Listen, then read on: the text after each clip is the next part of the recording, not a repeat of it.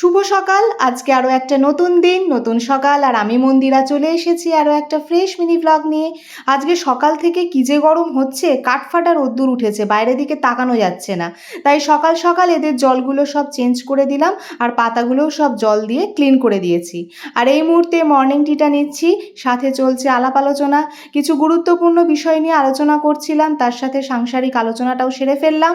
আর এই মুহূর্তে সংসার জীবনে ঢুকে পড়েছি, অনলাইনে জিনিসগুলো সব নিয়ে চলে এসেছি গোছানোর জন্য।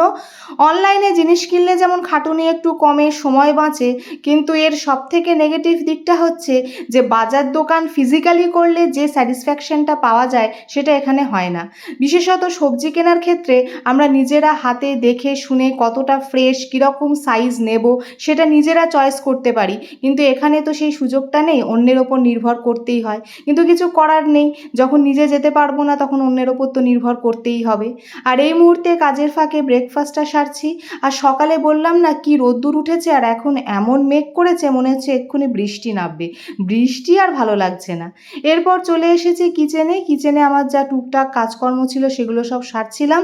তো ভাবলাম যে কাজের ফাঁকে আজকের রান্নাবান্নার আপডেটটা তোমাদের সঙ্গে শেয়ার করে নিই। তো তোমরা তো দেখতেই পেলে মাছের প্রিপারেশন চলছে, আর এই স্যুপটা কোন্তেওর জন্য আলাদা করে রেডি করেছেন দিদি।